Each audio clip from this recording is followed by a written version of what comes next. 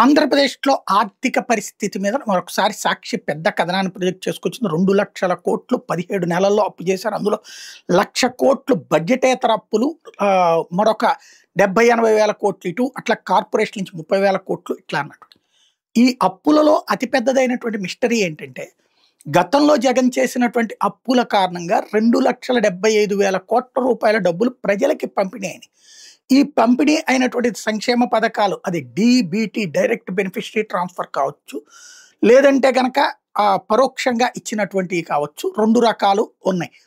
ఆ డబ్బులు తర్వాత రొటేట్ అయినాయి. ఏదో ఒకటి కొనుగోలు చేయటం, అది ఎలక్ట్రానిక్ ఎక్విప్మెంటా, బంగారమా, లేకపోతే ఇంకోటా వస్తువులు కొనడమా చేశారు. దానివల్ల రొటేషన్ అయింది.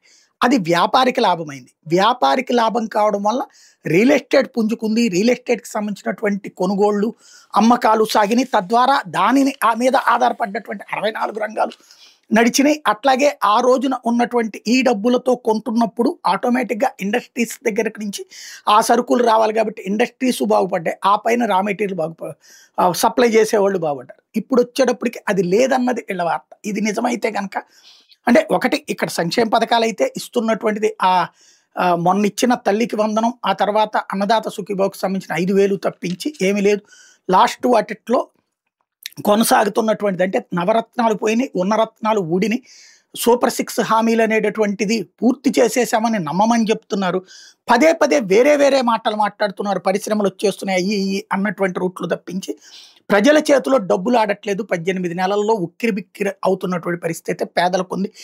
అప్పులు ఇచ్చే దశకి చేరిన పేదలు మళ్ళీ అప్పులు తీసుకునే పరిస్థితికి వచ్చినటువంటి ఇదైతే స్పష్టంగా కనబడుతుంది. ఇలాంటి దశ కొనసాగితే ప్రమాదకరమైనటువంటిది. ఈవెన్ ఆంధ్రజ్యోతి మొన్న రాసుకొచ్చింది ఆర్థిక సంక్షోభం. మరి దీన్ని ఎలా అధిగమిస్తారు? ఇప్పుడు పెట్టే పరిశ్రమలు ఇవన్నీ వాళ్ళ అన్ని పద్ధతులు లెక్కేసుకుని వాళ్ళు పెట్టుబడులు తెచ్చి ఇక్కడ పెట్టి ఆ పైన ఉద్యోగాలు ఇచ్చి ఆ పైన వాళ్ళు పన్నులు కట్టేటప్పటికి దశాబ్దాలు పడుతుంది. ఎందుకంటే ఎప్పుడో చంద్రబాబు గారు అప్పట్లో ఉన్నటువంటి సందర్భంలో పెట్టినటువంటి హైదరాబాద్లో ఇప్పుడు ఈడ్చిపెడిదంతా 50,000 కోట్లు రాలేదు. ఇక్కడ మనకు కావాల్సినటువంటిది లక్షల కోట్ల రూపాయల డబ్బులు ఎక్కడి నుంచి వస్తాయి, ఎలా వస్తాయి? ఇది ఇప్పుడు $1 మిలియన్ ప్రశ్న.